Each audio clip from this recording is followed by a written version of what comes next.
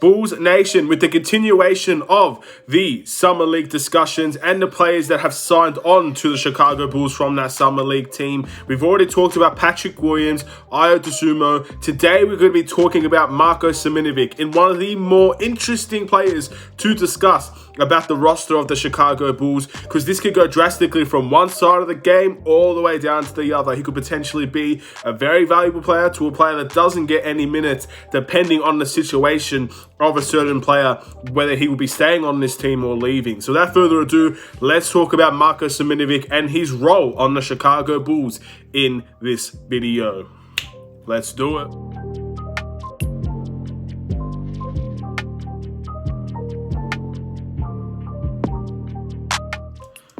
What's going on, everybody? It's the Aidan Sports Show, and welcome back to another video. Today, we've got a Chicago Bulls related video referring to Marko Simonović, the Summer League star in many ways. He was definitely the second best player on that Summer League team, and we're going to be discussing what his role will be for the Chicago Bulls going forward in the end.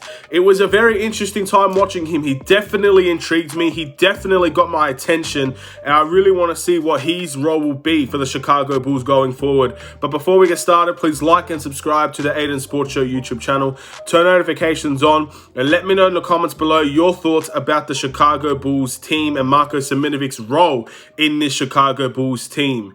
So, for a variety of reasons, Marko Simonovic's role will be very interesting in my opinion. And as I said before, it can go from one way to another way very quickly. He could be a player that gets a lot of minutes coming off of the bench for this team, performing at a high level, and end up showing what he did show in the Summer League in sporadic moments, that he can be a very solid contributor in the paint and just for the Chicago Bulls in general. Or, depending on the situation of Lauri Markkanen, if he's going to be here this year and move on to another team in another season, or until he gets traded, we could potentially see Marko Simonović get very little game time. So this is very interesting and something I did want to bring to your attention. So his averages in the Summer League was 12 points per game, 2 assists per game, 4.4 rebounds per game, and he shot a pretty decent 50% from the field throughout the entirety of the Summer League. I actually thought Marko at times was our second best player in this Summer League team, but the issue is he barely got minutes compared to the other players around this team. His minutes was more sporadic than what an Aidan was, or what a Patrick Williams was, or even what a Devon Dotson was. His minutes were sporadic. His minutes were not it was not really good compared to the other players. I mean, I'll give you an example here. Patrick Williams played 34 minutes in his 2 Summer League games.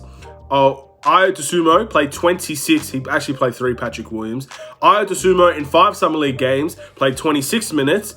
Marko Simonović only had 18.9 minutes as a player on this team. And I don't really understand what the issue was. At first, I was just thinking he's not used to the system. Maybe he is not fit enough to play a full 25, 26 minutes like everybody else. And there were players in his position that also had a pretty good standing and good showing for the Chicago Bulls Summer League team. And all of these things added up, and Marko did not get the same amount of opportunities as everybody else. So it is a very interesting thing, to say the least, but it is something that we do need to worry about. His Summer League, in my opinion, was a pretty good one. The only real issue I had with him was his turnovers. His turnovers for the first 3 games of the Summer League were pretty poor. There were some of them that were very easily avoidable, and unfortunately, those things just come back to bite you at times, and it's just the way that it is. But at the end of the day, I was very excited to see Marko play. He intrigued me. From the very first time I saw him, he intrigued me. And he's definitely someone I feel the Chicago Bulls can see true value in. However, with that being said, what's his role going to be for the Chicago Bulls? Where is he standing amongst this roster and this team? There's 2 scenarios that I see playing out here. One, Lauri Markkanen gets traded for a Max Kleber type player, maybe even someone else in a different position, and he goes to another team, and the Chicago Bulls see Marko Simonović as a player that can get some minutes on occasion for the Chicago Bulls and can play off the bench and provide us something off of that bench. Of course, I think he's going to have a lot more of an opportunity than a Devon Dotson per se, because that position, that front court position, is not the strongest right now for the Chicago Bulls. We have Patrick Williams as the starter, If we get Max Kleber, we have potentially him as an option. And then it's Marko. There's not too much there in terms of, I guess, veterans as well as players ahead of him at this time, which means at this point, of course, things can change. If we get a Paul Millsap or we get someone as a veteran coming into this team, things can change. But at this point of this recording, Marko Simonović could be someone that gets game time on the Chicago Bulls if we trade Larry Markkanen. Because unfortunately, as good as Marko was in the Summer League, I think Larry Markkanen is going to be favoured if he stays here over Marko Simonović. Larry Markkanen has been on this team longer. Larry Markkanen has shown he can be an effective scorer off of the bench. And he's also shown that he is a pretty decent player when he's on target. When he actually wants to play the game, he actually can be a decent player for the Chicago Bulls. The difference is, if we keep Larry Markkanen, that will seriously stunt Marko Simonovic's game time. And that's the second option that I'm talking about, ladies and gentlemen. If we keep Larry Markkanen on his qualifying offer, Marko Simonović might not get significant game time unless the Chicago Bulls decide not to play Larry Markkanen until they trade him. This is something that's very likely. I have seen this around the league before, where players don't get game time because they're not part of the future of a team, and they go with Marko Simonović instead because we know he's a guaranteed future player for the Chicago Bulls, while Larry Markkanen doesn't necessarily want to be here. If the Chicago Bulls goes down that route, then I see Marko being a decent player for the Chicago Bulls coming off the bench. He can give us something out of that bench role. But if we decide to keep Larry Markkanen and we're going to use him off our bench and he's going to be an effective player off of our bench until he gets traded, then Marko is not going to get a lot of game time in my opinion. Those are the two roles that I see happening when it comes to Marko Simonović, and that's the interesting part. This can go very different very quickly, depending on the day that we trade Larry Markkanen, depending on the significance of that trade from Larry Markkanen, who we get in return, will affect everything else that comes into play. Will affect his minutes, his opportunities, the amount of games that he plays, and how effective he can be. Because again, if Larry Markkanen stays and the Bulls want to play Larry Markkanen, Marko Simonović is probably going to get garbage time minutes like Devon Dotson will at this point in time, in my opinion. So it all comes down to Larry Markkanen, in my opinion, and that's why it's the more interesting point to discuss, because there is a spot here for him playing some meaningful minutes for this team off of our bench, maybe even playing with some of the starters at times. However, that's going to come if we decide to make moves that can make that available for him, give him that opportunity. And if they choose to not play Larry Markkanen despite having him on the team, that's also an avenue I can see happening. But we'll wait and see. I guess we'll see how ruthless the Chicago Bulls could truly be with a player like Larry Markkanen, who has publicly stated he does not want to be here. We're going to talk about Larry Markkanen in another video. Again, I don't have too much to say. This is the final time that we need to discuss Larry Markkanen in relation to his free agency.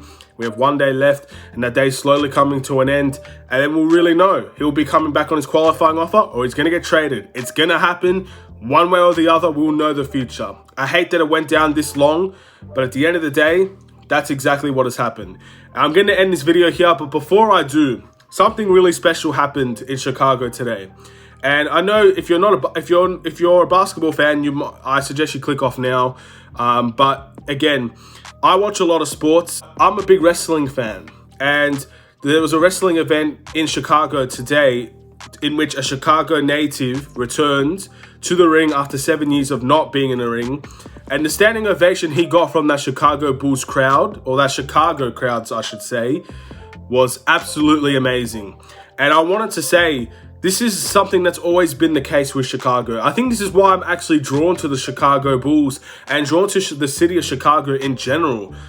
They are so dedicated to their sport and dedicated to the people that are born and raised in Chicago that sometimes it's mesmerizing how much they can make someone feel special. They can make a team feel special. And if someone's good enough, they will get the appreciation from Chicago. And I'm looking at that crowd and I'm thinking, imagine what it would be like if the Chicago Bulls were in the playoffs. After so many years of not being in the playoffs, the amount of cheers, the amount of standing ovations, the amount of energy that's going to be in the crowd. That's something that I'm excited to see. Again, I'm invested just like anybody from Chicago that's going to go to those games and watch those games and have passion for those games. I'm going to be doing it from home, but I'm going to be drawn to that crowd. That crowd draws you in like nobody's business. It is something that I'm really excited to see. I just wanted to bring that up. I really thought it was an interesting thing to say. And again, it kind of shows you that I'm not just a Chicago Bulls fan. I do like things outside of the Bulls.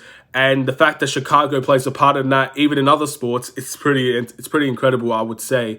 But I'm sure you guys know what I'm talking about if you're a wrestling fan. If not, I don't need to go any further into it. I don't want to extend you with the details. I suggest you go and research that yourself. But at the end of the day, I'm going to end this video here. I simply can't wait for the season to start. And more than that, if we make the playoffs, I cannot wait to see that crowd in Chicago, in the United Center, cheering on this team and just making it so loud, just the energy of the team. It's been a long time since I've experienced that, and I just can't wait to see if we can get it again. Thank you guys for watching. Please like and subscribe if you're new. Have a wonderful and safe day, Bulls Nation. I'll see you in another Chicago Bulls video. Stay safe, stay healthy, and stay tuned for more. Take care and peace.